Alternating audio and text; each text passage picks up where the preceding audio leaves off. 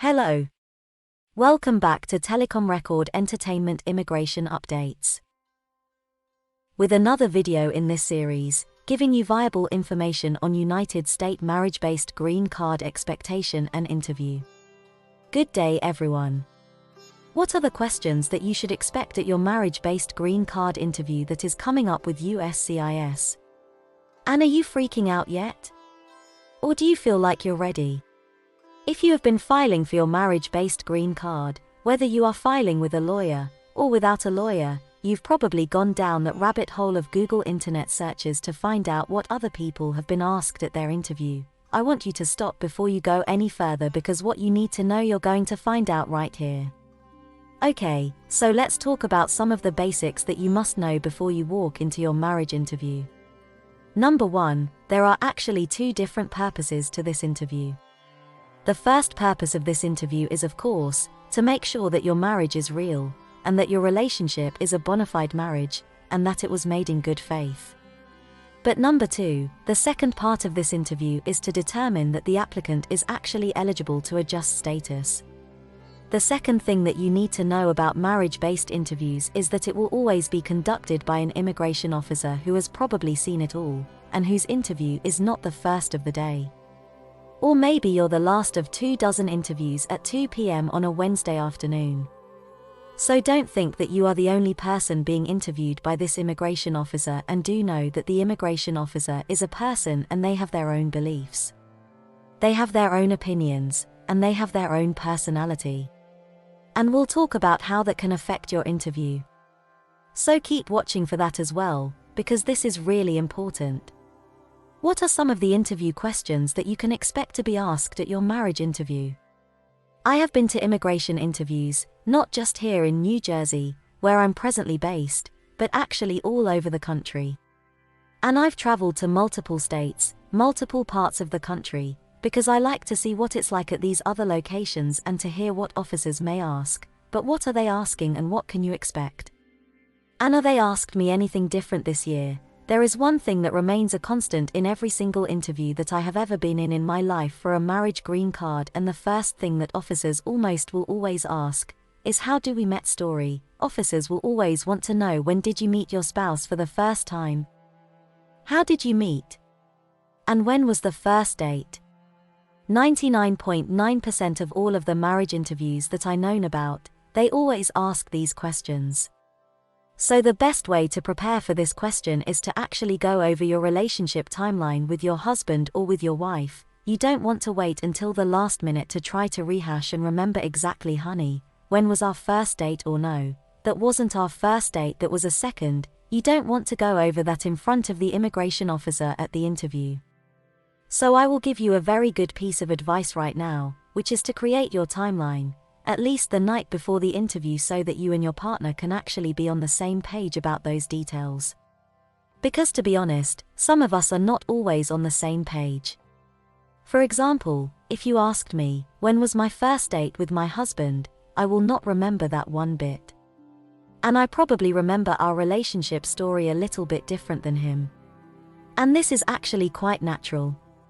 However, if you talk like that in front of an immigration officer, they're not going to think it's natural, because they're going to think it's fraud and you guys don't know each other at all.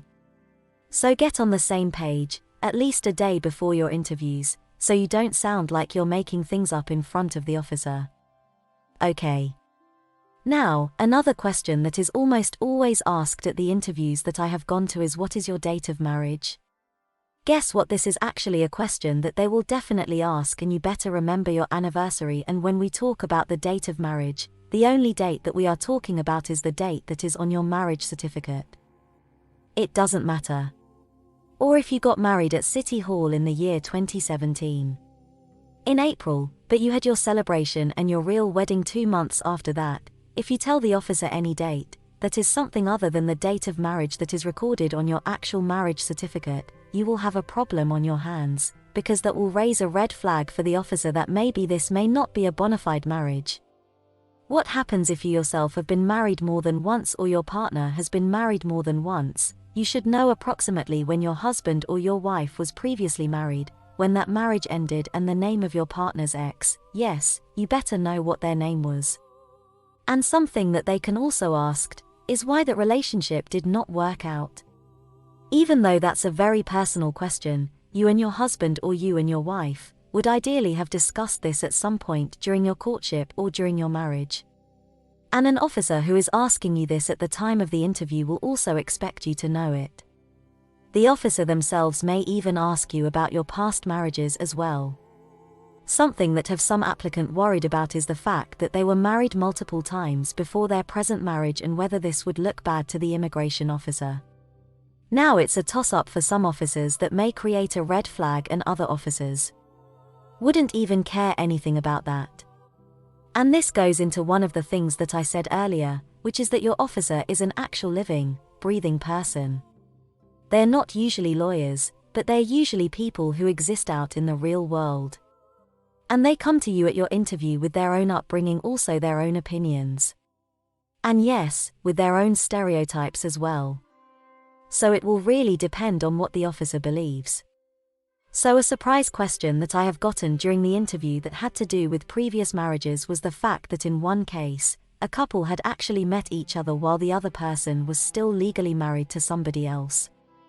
And surprise, surprise, the officer was very, very curious about this and asked a lot of questions and could not seem to wrap his head around the fact that a couple can start a relationship even if one is legally separated from the other person. So don't be surprised if the officer does start asking questions about things that you may think don't really matter. Some other questions that you can expect is if you do hold joint financial accounts, the officer may ask, where is your bank? Who do you pay rent to? When did you open this account together? And I have also seen asked at the interview, does your spouse hold a checking account or savings accounts at any other bank by themselves? And hopefully you know the answers to this. And if you don't, now's a good time to make sure you know as much as possible about your partner's financial accounts.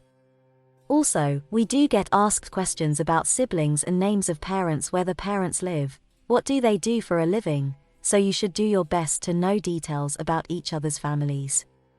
Next, recall that I said one of the purposes of this interview is to determine that you, the immigrant, are actually eligible for a green card.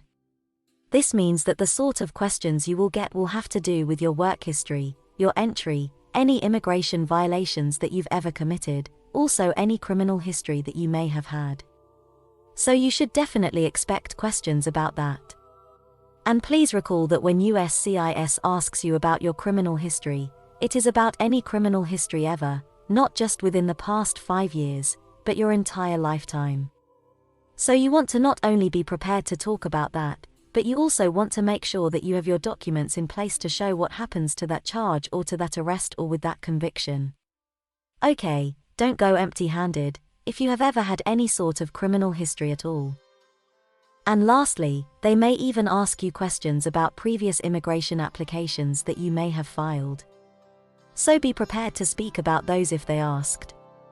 I'll tell you about an experience that I had at a different location that really caught me off guard. I traveled to Columbus, Ohio for a marriage-based interview. And this was my very first interview. Now, if you have been reading up on immigration, if you've watched videos, you may have heard talk about something called a Stokes interview. And a Stokes interview is something that an immigration office would give to a couple who is applying for a marriage-based green card as a second interview because they doubt the validity of the marriage and whether it is a bona fide marriage. And typically what would happen is you go through your first interview. If it's unsatisfactory to the officer to the point where they suspect fraud, then you would be asked to come in for a second interview. And at this interview, they separate the couple and ask each other the same questions in an attempt to compare each other's answers and to see whether there are any inconsistencies. Now, I fly all the way to Columbus, and the minute the officer comes out, they say, only the petitioner, and I said, officer, are you conducting a Stokes interview? This is the first time that we've been here. And he said, yes. And when we got into the office, I asked him at the end of the interview, which by the way, went well, I passed with flying colors. The interview was really great. And I performed well underneath pressure. But I asked the immigration officer, how come you gave me a Stokes interview for my very first time? Don't you save those for a second time if you suspect fraud? And he said to me, well, there wasn't a lot of evidence. So that's one of our red flags. So I learned a little bit the hard way that this particular location that an officer may decide to give a Stokes interview, if he sees that there's not a lot of evidence, it's pretty unfair, because in a lot of cases, a couple may not be able to do a lot of joint evidence because of the fact that the foreign beneficiary does not have a social security number to use to open up bank accounts or to get on a lease or to file taxes or things like that. So it is a word of warning to you that if you are filing for an immigration application based on marriage, to try to submit as much joint marriage evidence as possible, because you might get a Stokes interview instead of the regular interview. So let's talk about something a little bit even better than that. And that is the fact that USCIS has been waiving interviews for marriage green cards. Now, what can you do to maximize your chance of getting waiver? When I have seen applicants get waived for the green card interview, it almost always boils down to the jurisdiction of the office. For example, here in New York, and in a couple of other places, I have regularly been receiving waivers of interviews. And I know that it's a waiver because we usually will get a request for the medical exam to be mailed to that particular office by a certain date. And that is my biggest indication and my sign that this client will not receive an interview. So they are doing that. But if you want to maximize the chance of them waiving an interview, definitely you want to prove the marriage as much as possible through the paperwork that you submit at the time you file. So you really want to submit as much that you can have joint financial documents, which would include joint bank accounts, joint tax returns, any other joint insurances, any other joint bills and liabilities and assets. Also, tons of pictures, as much as you can print out, I would say between 50 to 100. But don't go more than that, because at that point, it's just overkill. And number 2, make sure that you file everything in a nice, neat way so that it minimizes the chances of you getting a requests for evidence, RFE, notice. So whether your green card interview will get waived at all, really boiled down to how much evidence that you submit. And number 2, wherever in the country you are filing, there is no choice. I've had friends ask me, hey, I live in New York, but can I file in New Jersey where it's quicker? And the answer is no, not unless you live there. Because if you try to represent that you live somewhere, when you really don't live there just for the benefit of getting a faster filing and decision, that can be considered immigration fraud. So I encourage you not to do that. Now, what to expect at the interview because of the officer. As I mentioned previously, the type of questions that you are going to get at your immigration interview are really going to boil down to the immigration officer that you get assigned at your interview. I do typically find that the more junior officers tend to ask extensive questions about things that I didn't even think that immigration cared about anymore, but apparently this junior officer does because they're fresh from their training and still being cautious and careful about how they process decisions. Number 2, your passions in your interview are going to be affected by the officer's personality and upbringing. Certain officers need certain things to convince them of the validity of marriage, and certain officers will have certain red flags that go up that are different from person to person.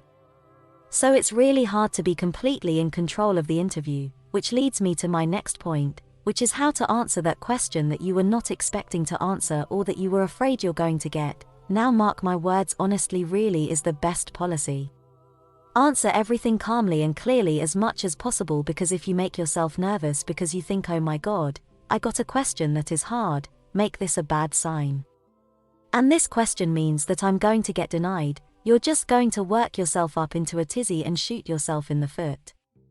And at all times, as much as possible, you want to be straightforward.